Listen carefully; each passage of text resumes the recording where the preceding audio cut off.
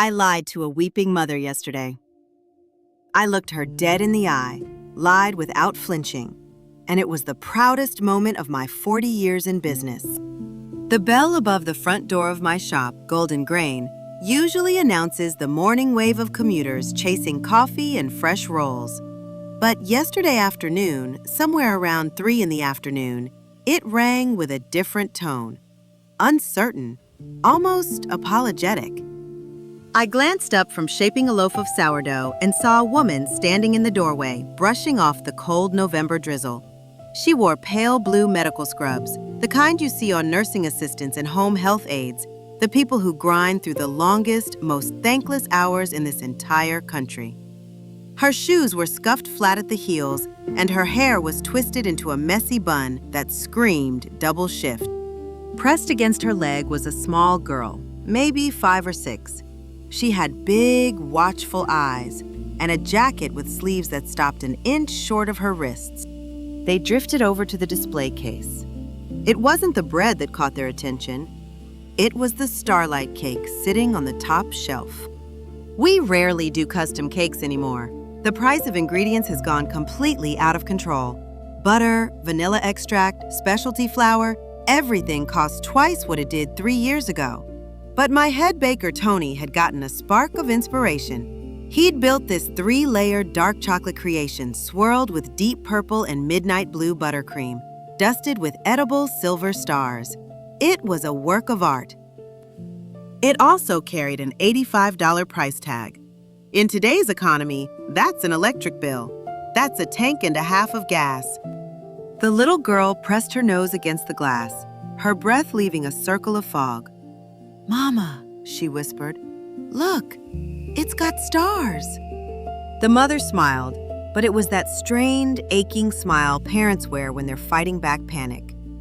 She knelt down to meet her daughter's eyes. "It is beautiful, Lily. So beautiful."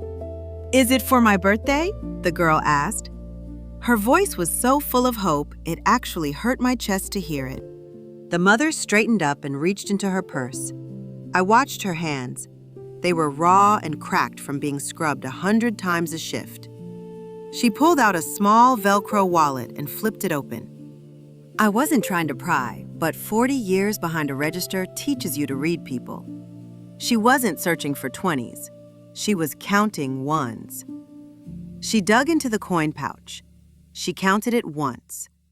Then she paused, drew in a slow breath, and counted it again, hoping the numbers would come out different. They didn't.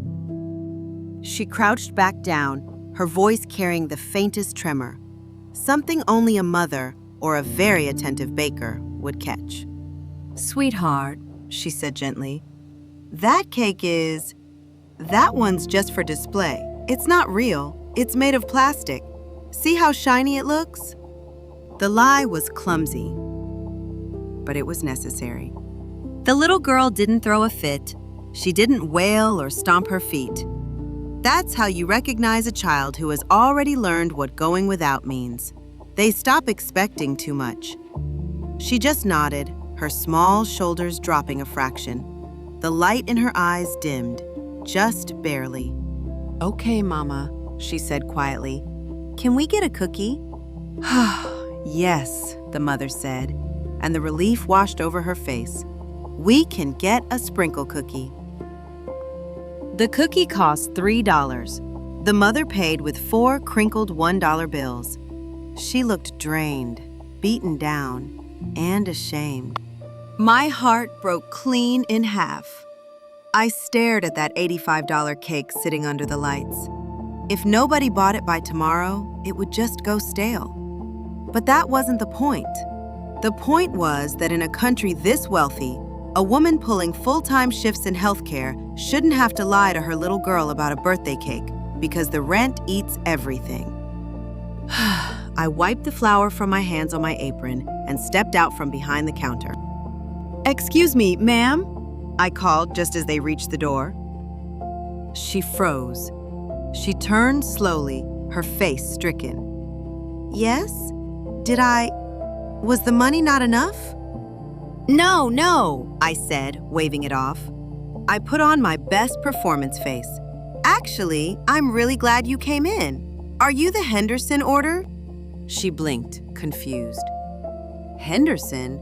No, my name is Denise.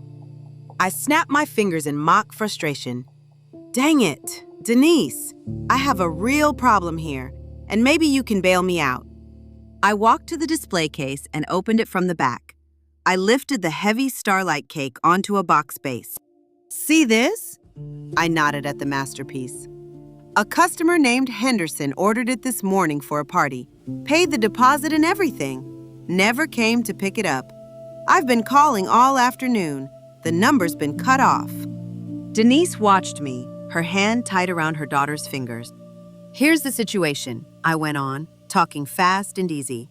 I'm closing in an hour. Tomorrow we're shut down for inventory. Health code won't let me hold a cream-based cake through the break. In 45 minutes, this thing goes straight into the dumpster. I looked down at the little girl, and I can't stand wasting food. Throwing away chocolate is a crime, don't you think? She giggled. Yes. I turned back to the mother. Denise, would you do me a big favor? Take this off my hands. You'd be saving me from the guilt of tossing it. No charge. Honestly, you'd be helping me. The bakery fell silent. The low hum of the refrigerator seemed to grow louder. Denise looked at the cake, then at me. She wasn't foolish. She knew exactly what was happening. She knew health regulations don't quite work that way.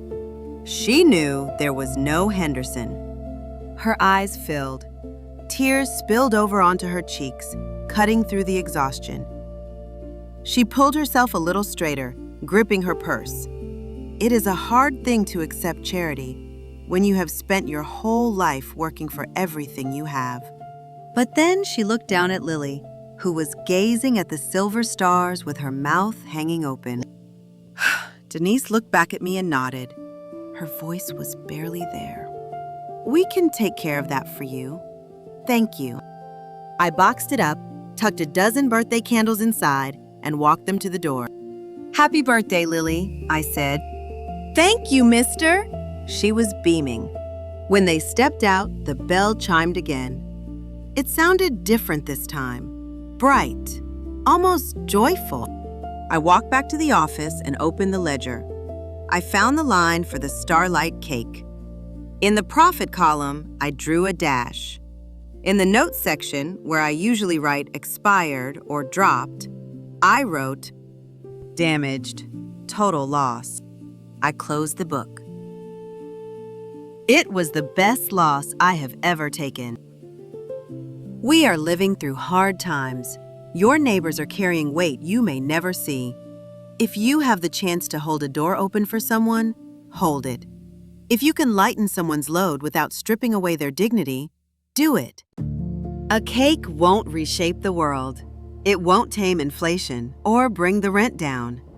But for one evening, a little girl got to eat the stars, and her mother got to breathe.